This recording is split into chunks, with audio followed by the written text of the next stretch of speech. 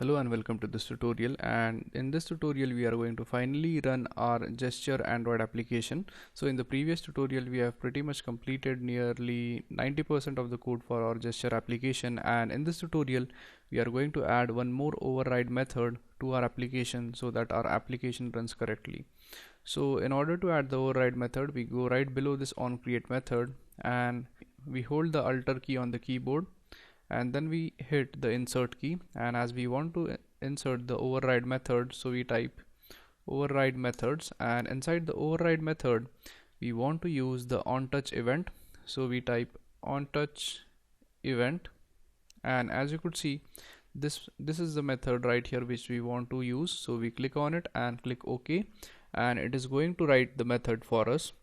And inside this method, as we want to detect the gesture, so we type this dot gesture detector, and as we want to detect the gesture on touch, so we give a dot operator and type on touch event, and inside the parameter we specify event. Now once this is done, we are pretty much done with the code. So we save the code and we try to run this application onto our emulator. So as you could see, our application is up and running on the emulator. So it is displaying the text as large text, and when I click on it, it is going to show single tap confirmed. So when I scroll it, it is going to display on scroll, and even if I scroll down, it is going to display on scroll. And let's say when we fling it, it is going to display on fling.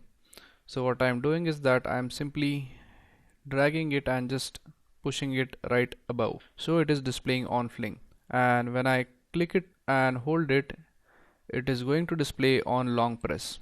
So basically we are successful in creating our gesture application. So in this application what we have done is that we have used certain methods for detecting the gestures, and the gestures we have detected as on click, on long press, scroll, on fling, on double tap, and on single tap. So let's revise what we have done in this tutorial once again. So initially what we have done is that we have started a new project and we have cleaned up the code, and the first thing which we did was that we have added this large text right over here, and we have specified ID to the large text so that we could use it in order to change the text.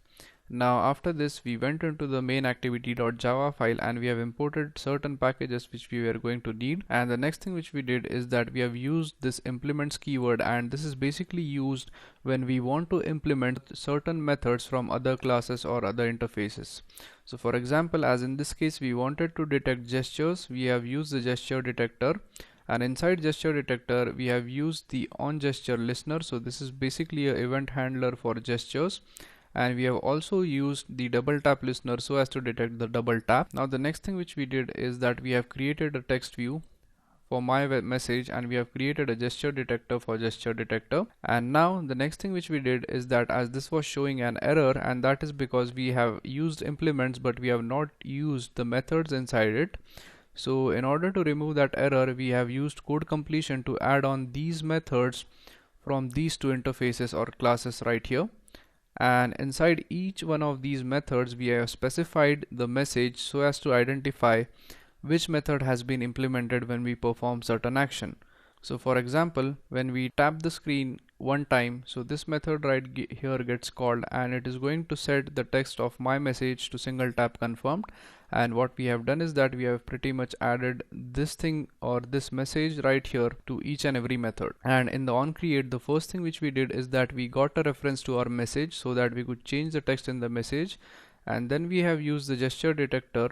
So for creating the gesture detector we have used the this keyword, and the this keyword usually refers to the current object which we are working on.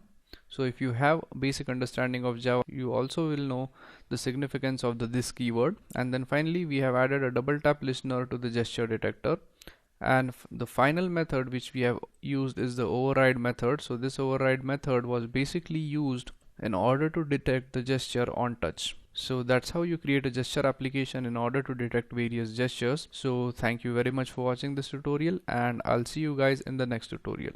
Thank you.